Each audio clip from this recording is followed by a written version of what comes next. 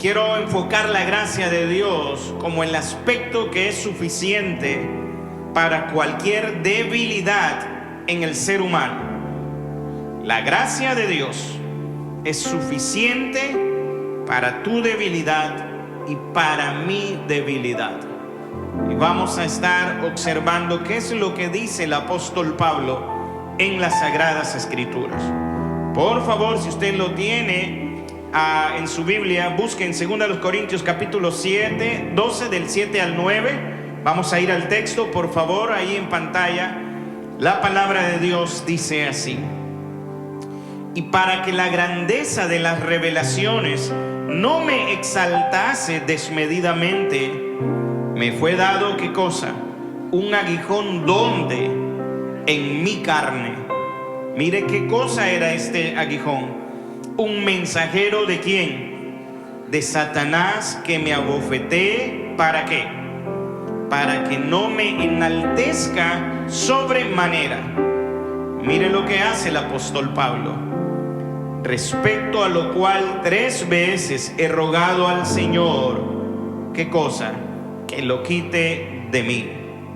Verso 9. Y me ha dicho: bástate mi gracia, porque mi poder se perfecciona ¿en qué cosa?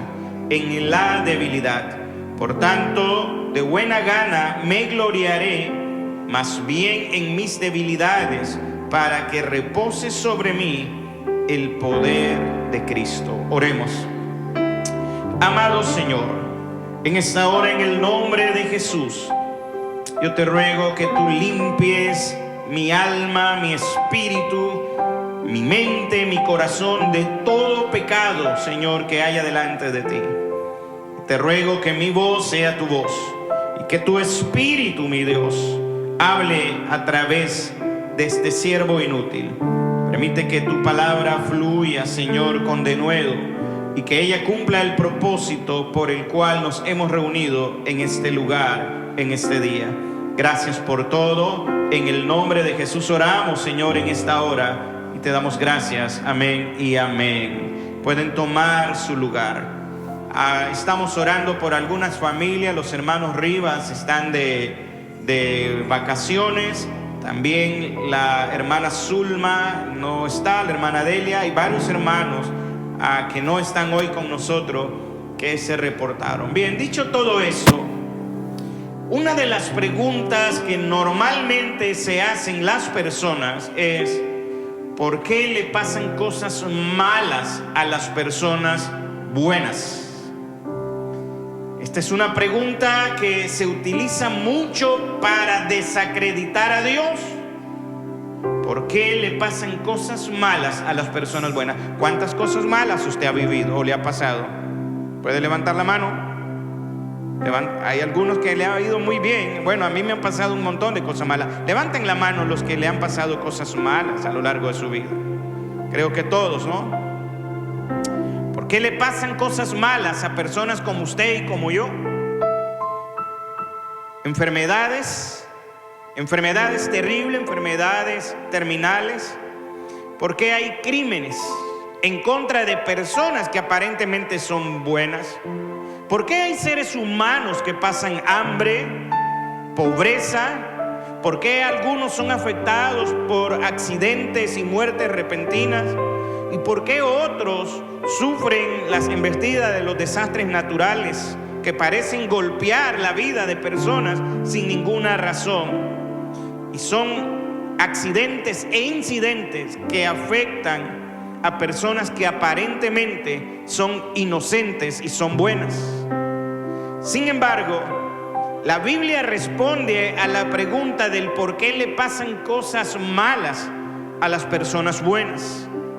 La Biblia nos enseña que todas las personas que sufren no es porque sean buenas o malas.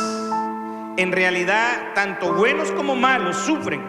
Pero la Biblia afina el concepto de qué cosa puede ser bueno y qué cosa puede ser malo. Y en realidad lo que nos enseña la palabra del Señor es que todas las personas, sin excepción, no son buenas, son malas.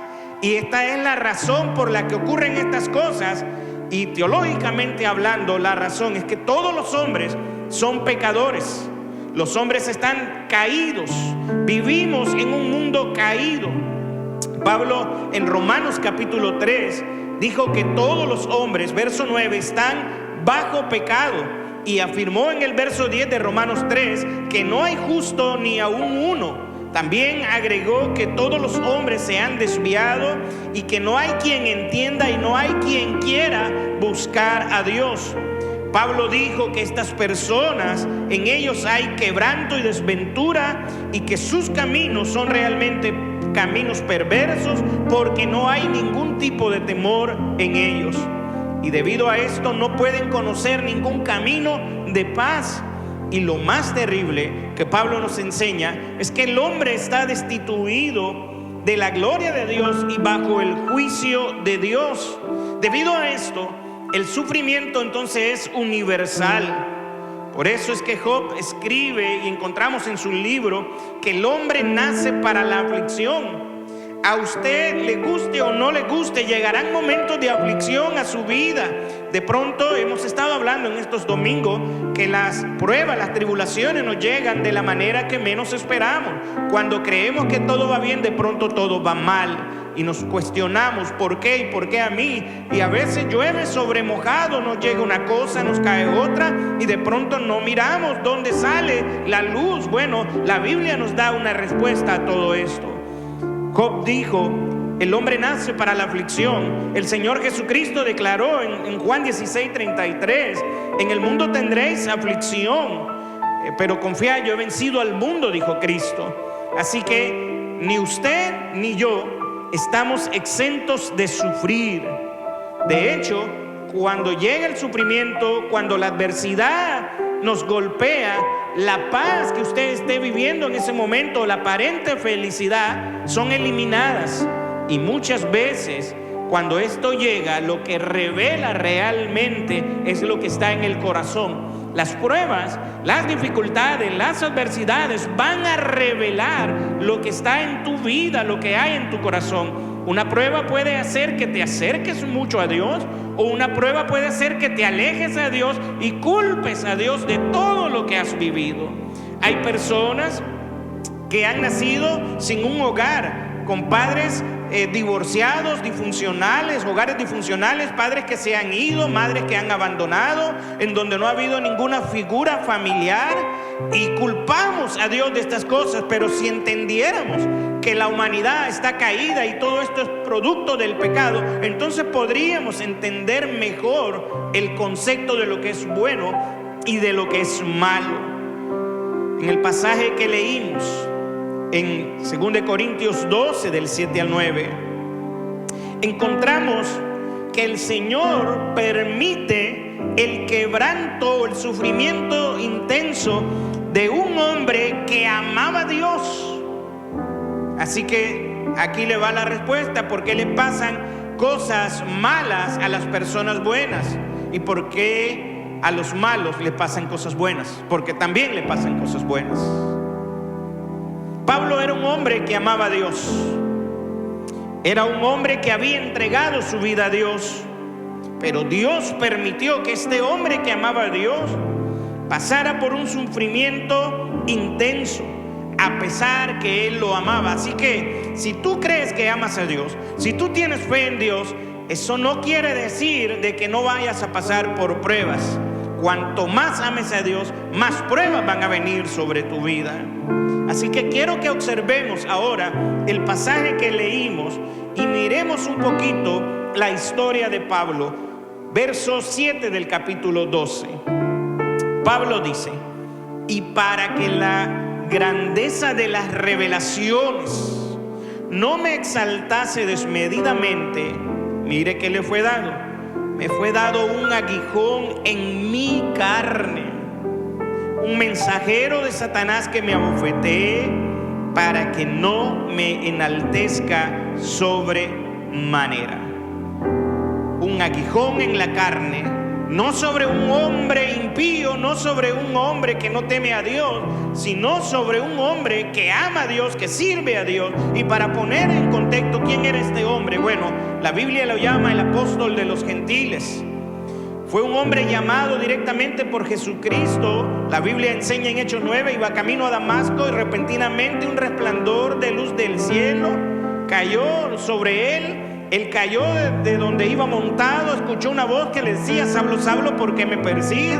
Él le dijo: ¿quién eres, Señor? Y el Señor le respondió: yo soy Jesús, a quien tú persigues. Dura cosas te es dar goces contra el aguijón. Desde ese momento, ese hombre perseguidor se convirtió en un gran hombre de Dios. Fue llamado por Cristo, fue comisionado y apartado por el Espíritu Santo, dice Hechos 13, para la obra del ministerio.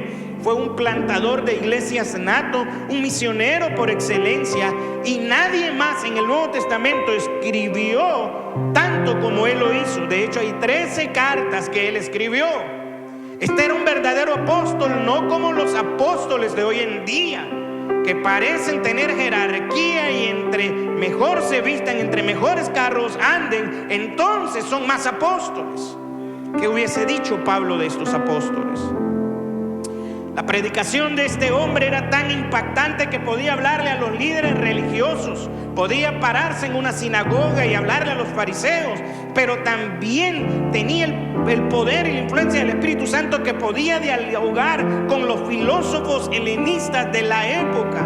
Era un hombre dotado por Dios, era un hombre que había naufragado, que había visto milagros, era un hombre que el poder del Espíritu Santo estaba sobre él. Sin embargo, a pesar de todas estas cosas que este hombre tenía y que Dios le había dado, el verso 7 que está en pantalla nos dice que fue un hombre que sufrió algo terrible. Quiero que analice algo, el impacto de Pablo. El texto empieza diciendo en el verso 7: y para que la grandeza de las revelaciones no me exaltase desmedidamente. Si uno lee el contexto de lo que Pablo está tratando de decir ahí mismo en el verso 1 en adelante, en el mismo capítulo, Pablo había sido arrebatado, dice el texto en el verso 4, había sido arrebatado al paraíso, al cielo, había estado ahí, había escuchado palabras inefables que ningún hombre podía expresar. Así que este hombre está ahora diciendo: a pesar de que yo he tenido esto, he tenido el privilegio de ver algo que tal vez ningún otro hombre ha podido, a pesar de todo esto, usted se imagina ir al tercer cielo, escuchar cosas que no son capaces los hombres de discernir ni aplicar. Ahora, después de haber tenido esta experiencia en el cielo, ahora nos narra que hay un mensajero de Satanás que lo está abofeteando. ¡Wow!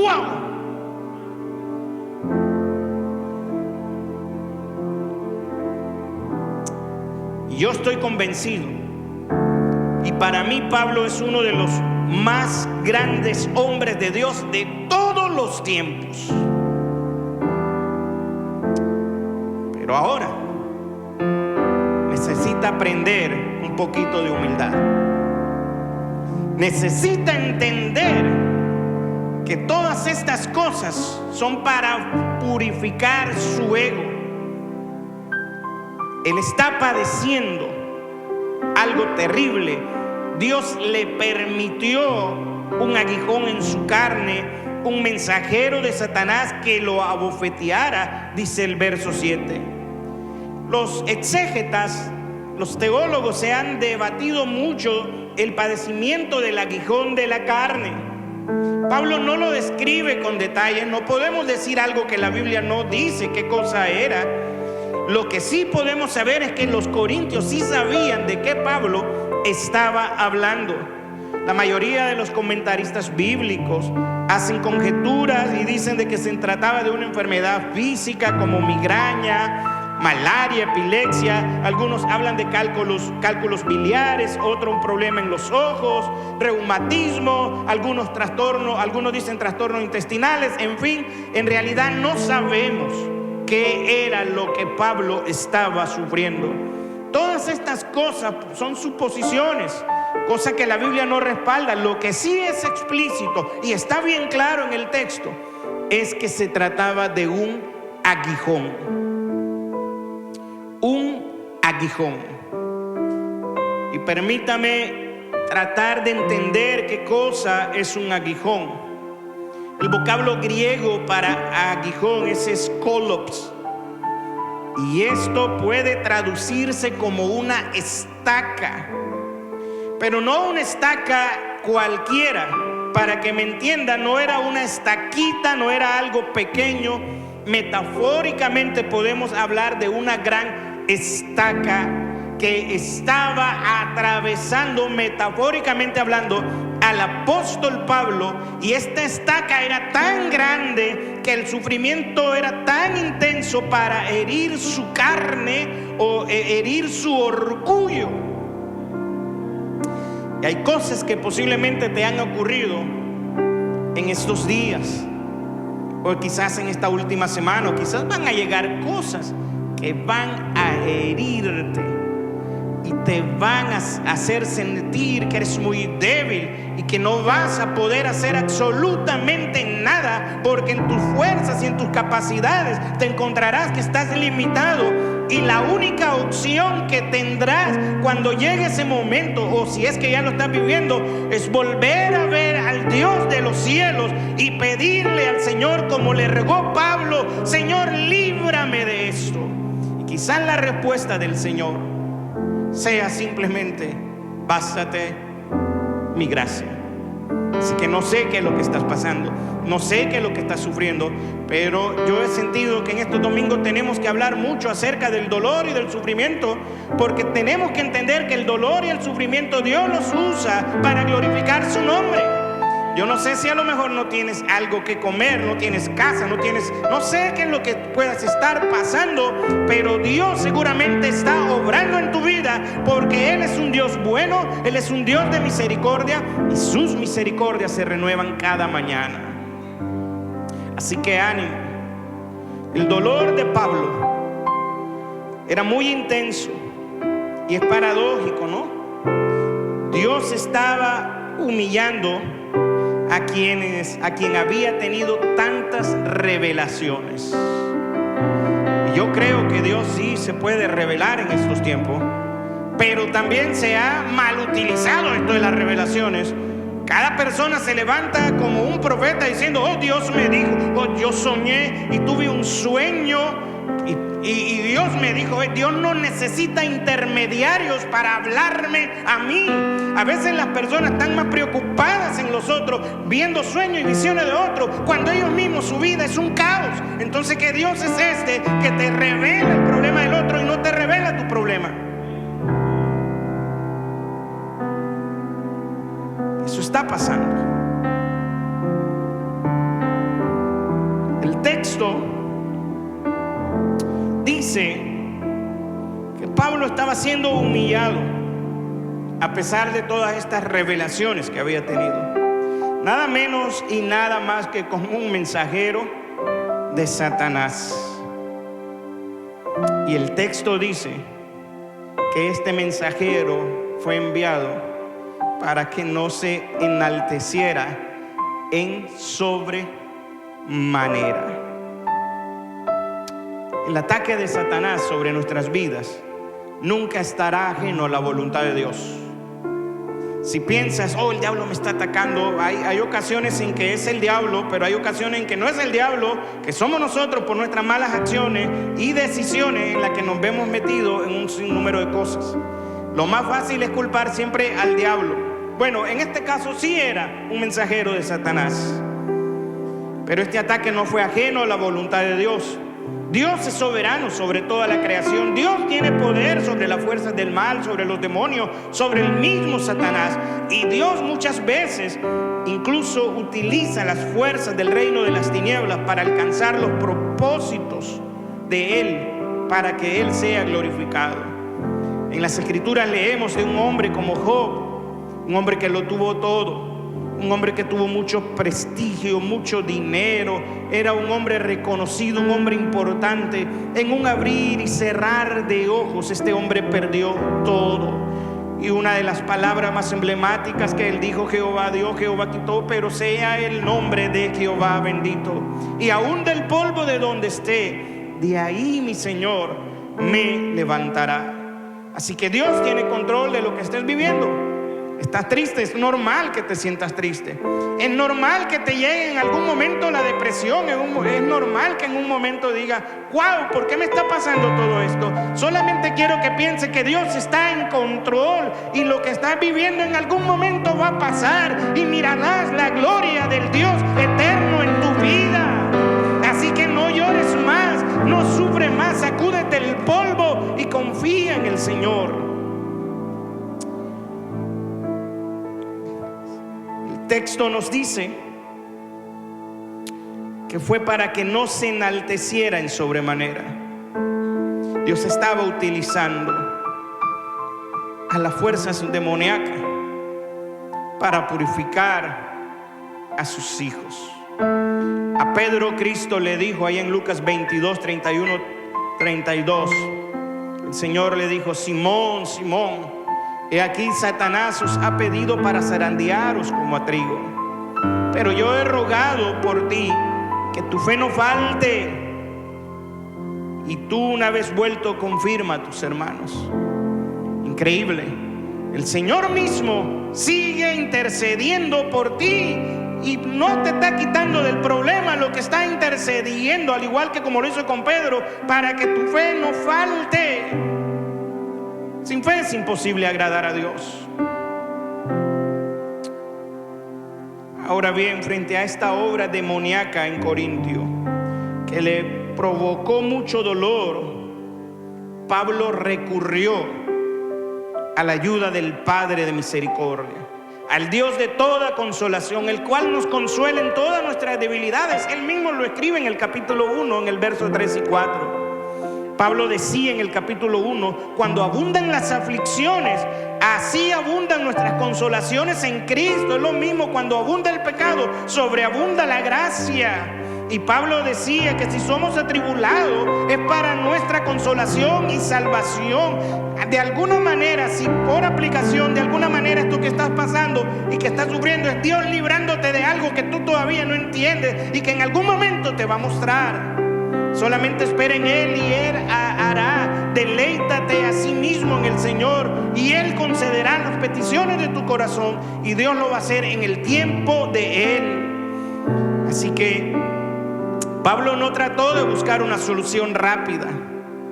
Normalmente cuando tenemos problemas, ¿qué hacemos? Llamamos a alguien y esperamos que ese alguien nos resuelva el problema que estamos teniendo. No, Pablo no estaba buscando una técnica diseñada por la sabiduría humana. Tampoco intentó, esto es interesante, a mí me llama la atención porque él mismo lo escribe, tampoco trató de atar a Satanás,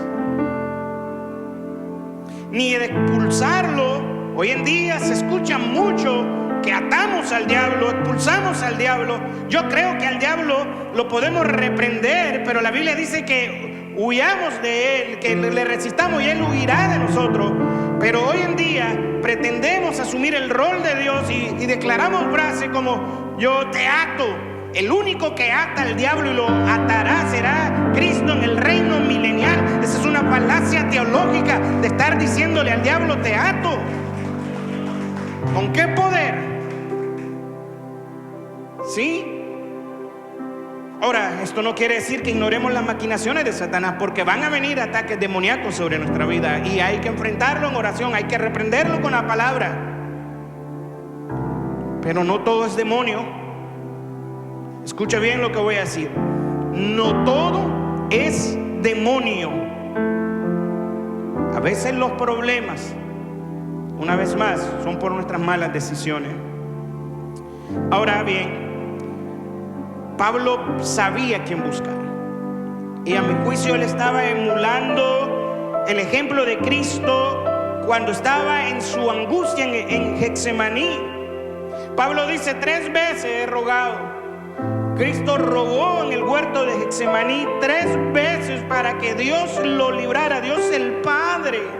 Mateo 26, 39 nos enseña que cuando Jesús estaba en el huerto de Getsemaní a punto de ser apresado, se postró sobre su rostro orando y dijo: Padre mío,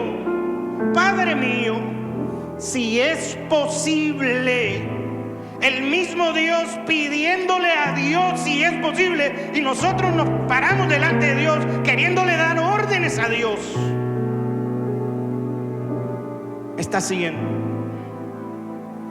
Padre mío, si es posible, si tú entiendes, pasa de mí esta copa, pero no sea como yo quiero, sino como tú.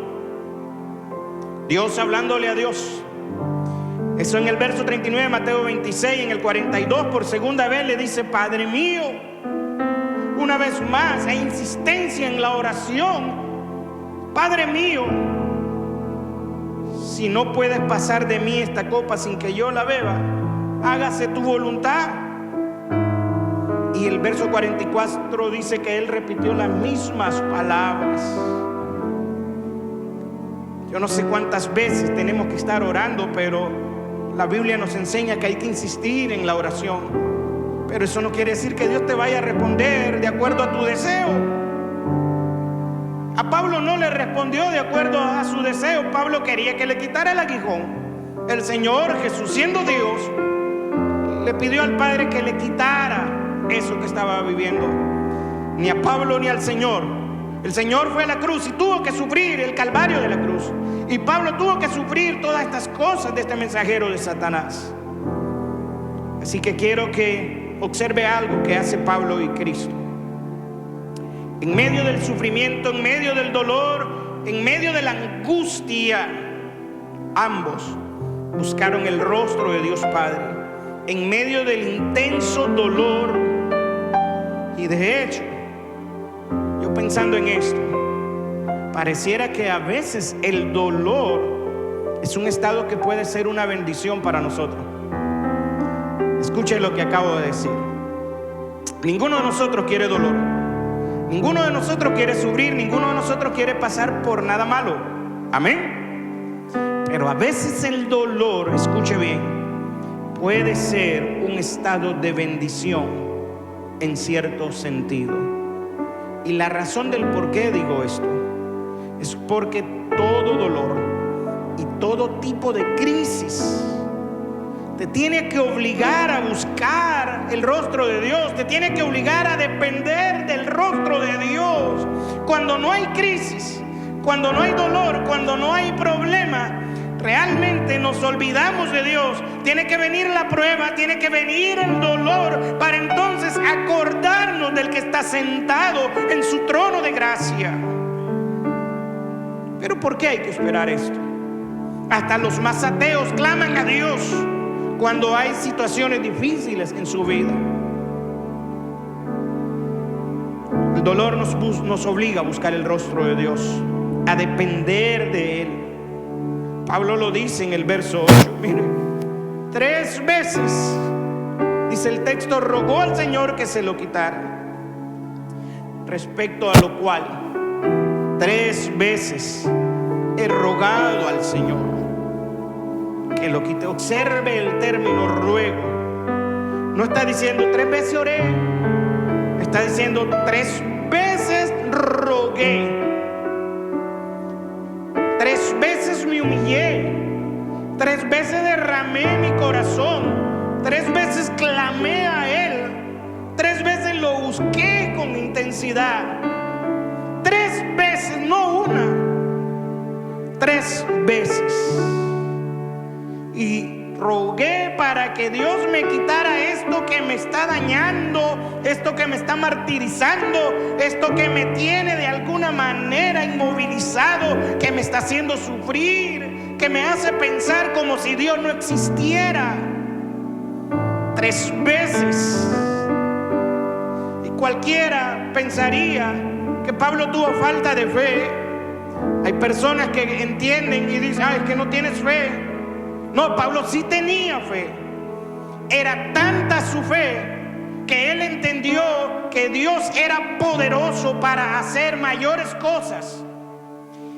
Y mire lo que ocurre. 3 veces ruega para que lo quite de mí. Esto no significa que el Señor no estaba respondiendo al deseo, a la petición de su oración. Dios respondió. Lo único que la respuesta de Dios fue un tantito diferente a lo que el apóstol Pablo esperaba. Quizás a ti te está pasando lo mismo. Estás ahí insistente, orando y esperando que Dios responda de acuerdo a tu deseo. Pero si hay alguien que entiende qué cosa es mejor para ti, es Él. Y mire lo que dice el verso 9. Observe la respuesta de Dios. Wow. No le dijo: Pablo, ahora mismo le voy a decir a Miguel que envíe a Gabriel con otros 2 ángeles para que, si este mensajero está ahí, ¿sabe qué? Que lo apaleen. Pablo no le dijo: Pablo, solamente en el nombre de Jesús dile que se vaya ya. No le dijo eso. Pablo escribe una de las verdades más extraordinarias del Evangelio. Usa un término que es escandaloso para aquellos que a veces tenemos una pequeña comprensión de lo que esto significa. Pablo habla de la gracia de Dios, algo que mi mente, mi corazón no puede entender. Es algo que trasciende el entendimiento humano. Es la gracia derramada de un Dios santo, bueno, sublime, eterno, gobernador de todo lo que existe, derramándose sobre un vil pecador que merece todo el juicio de Dios. Su gracia se derramó sobre usted y sobre mí sin merecerla, y lo hizo de una manera maravillosa, fuera de la comprensión de cualquier religión. Esa gracia se derramó en una cruz. Esa gracia que hoy recibimos gratuitamente se derramó en aquel madero, cuando su sangre santa y bendita era derramada y caía gota a gota. Cada gota que caía de la sangre de Cristo era gracia sobre gracia para purificarnos. Su gracia. Y esta es la respuesta que le da a alguien que está sufriendo. Aquí hay gracia. Le dijo: Pablo, dice, 3 veces he rogado para que me lo quite. No se lo quitó, pero le dio gracia para soportar lo que estaba viviendo. La gracia es un término que se aplica en la parte de la salvación, en la vida de consagración. Es el vocablo caris. Y este caris se muestra para mostrar, valga la redundancia, a un Dios que es extremadamente generoso con alguien que no merece ningún tipo de generosidad. La gracia va de la mano de la misericordia. Hace un tiempo atrás, hablando de esto de la gracia, una ilustración muy humana fue para mí asociarlo a la gracia, pensar en esto. Imagine que usted va en una calle, en una zona escolar, y usted viola el límite de velocidad. Y en la zona de escolar dice 30, pero usted va muy rápido y va a 65 millas y de pronto un policía lo para. Usted es culpable por ir a exceso de velocidad. El policía debe de ponerle la multa y capaz que se lo tiene que llevar preso. Pero el policía es alguien que tiene gracia y misericordia. Y el policía, en un acto de misericordia, le dice a usted: venía a exceso de velocidad, merece esto, pero por misericordia no le voy a poner el ticket, la multa de $1,000. Pero no solamente voy a tener misericordia con usted, le voy a dar gracia usted merece pagar esos $1,000, pero mi gracia, algo que no merece, yo le voy a dar los $1,000 que usted no merece. Eso es gracia, algo que no merecemos. Él ya derramó su misericordia sobre nosotros, nos ha perdonado, pero en su gracia nos ha hecho herederos, coherederos con Él, nos ha hecho sus hijos. Y no importa lo que estés viviendo, recuerda esto y dilo con convicción: en medio de tu dolor, en medio de tu sufrimiento, yo soy un hijo de Dios, yo soy una hija de Dios, yo soy un hijo de Dios, yo soy un hijo de Dios, y Dios peleará por mí y yo estaré tranquilo. Ahora, la gracia es una fuerza dinámica que transforma totalmente la vida de los creyentes. La gracia continúa no solamente a través de la salvación, sino a través de la santificación, y es a través de su gracia que un día también seremos glorificados. La Biblia dice que los creyentes hemos recibido gracia sobre gracia por medio del Señor Jesucristo, ya que la gracia y la verdad vinieron por Jesucristo. Pablo en Corintios 9:14 describió la gracia como la superabundante gracia de Dios en los creyentes, y también dijo que Dios es poderoso para hacer que abunde en nosotros toda gracia, a fin de que teniendo siempre en todas las cosas lo suficientemente gracia. Así que la gracia de Dios es suficiente para tu debilidad. Sin embargo, es lamentable que los creyentes a veces no entienden esto de la gracia. Debido a los tantos problemas, anulamos el concepto de gracia en nuestra vida.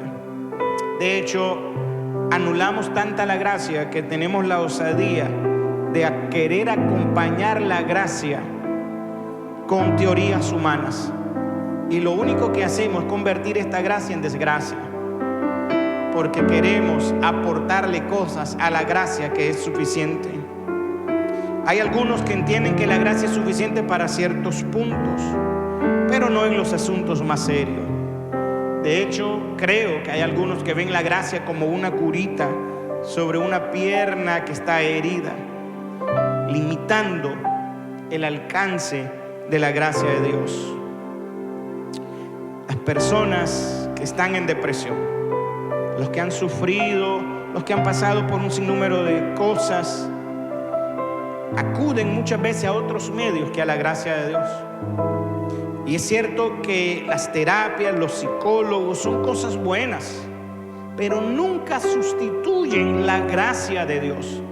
Ningún psicólogo puede aliviar tu alma, pero la gracia de Dios no solo la salva, sino que la alivia, la restaura, la regenera y la pone en el lugar correcto.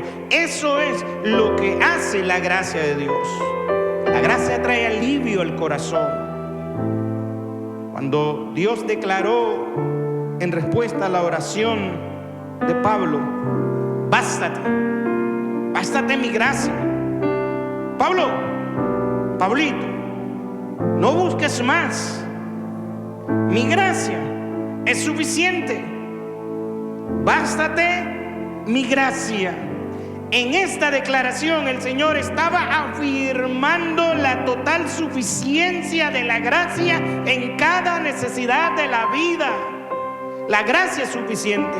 La gracia nos ayuda para creer en el Evangelio. La gracia nos ayuda para entender y utilizar la palabra de Dios en todos los asuntos de la vida. La gracia nos ayuda para vencer el pecado y la tentación. La gracia nos ayuda para soportar el sufrimiento, la desilusión y el dolor. La gracia nos ayuda para obedecer a Dios, y también la gracia nos ayuda para servirle eficazmente y poder adorarlo en la dimensión correcta. La gracia, mis amados hermanos, es suficiente para el dolor más profundo que cualquier persona pudiera experimentar. La gracia de Dios es el mismo Señor Jesucristo, Rey de Reyes y Señor de Señores. No hablamos de un concepto, sino de una persona. Y quiero ir concluyendo con esto.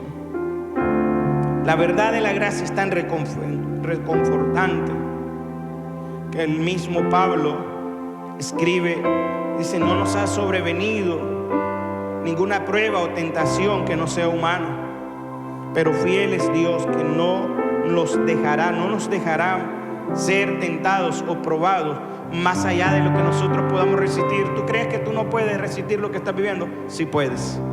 Puedes con eso y puedes con más, porque la gracia del Señor te va a sostener. Puedes con eso y puedes con más. Amén. Pero con la prueba, esa gracia también te da la salida. La vía de escape es la vía de la gracia. La gracia te ayuda a escapar.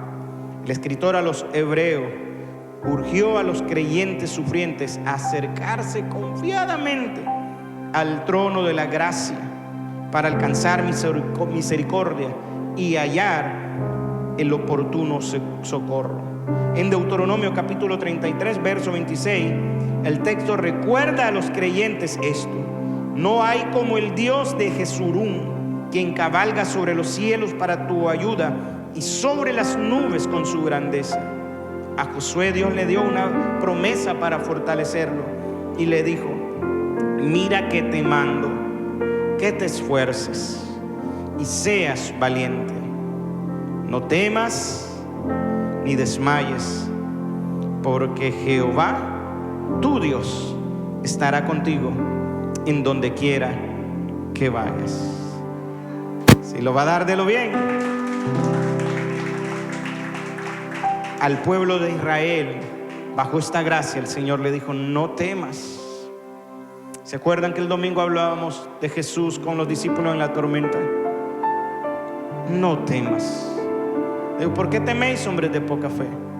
Al pueblo de Israel, el Señor le dice: no temas, que yo te he redimido. No temas, porque yo te he llamado por tu nombre. No temas. ¿Sabes por qué? Porque tú eres mío. Pablo entendía esto. No temas, porque tú eres mío.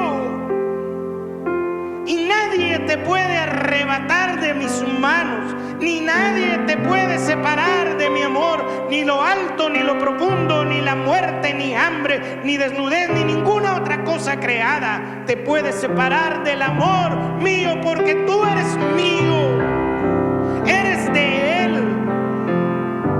Él es tu Padre, Él es tu Dios, Él es tu Salvador, tu Sanador, tu Redentor. ¿Quién como Jehová?, decía el salmista. Cuando cruces por las aguas, yo estaré contigo. Cuando las aguas te estén cubriendo, yo estaré contigo. Cuando cruces los ríos, no te cubrirán sus aguas. Escucha esto, esto es palabra de Dios. Cuando camines por el fuego, cuando camines por el fuego, no te quemarás, ni tampoco te abrazarán las llamas. ¿Sabes por qué? Porque tú eres de Él. Él es tu Dios. Así que cuando cruce por las aguas, Él dice que estará con nosotros.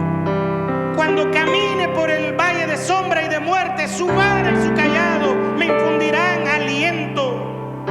El Señor está aquí. Él prometió estar conmigo todos los días hasta el fin del mundo. Él no dijo que no tendría aflicción. Lo que sí dijo es que en medio de la aflicción Él estaría conmigo. Y Él está aquí, en medio de tu angustia, en medio de tu aflicción. Él está aquí.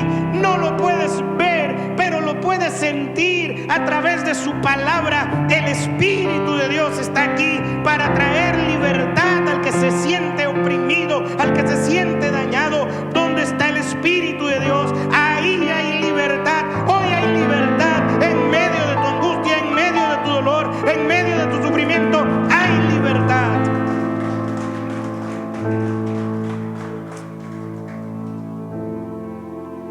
decía, verso 10, y aquí nos vamos. Por lo cual, por amor a quién, al que le dijo bástate mi gracia,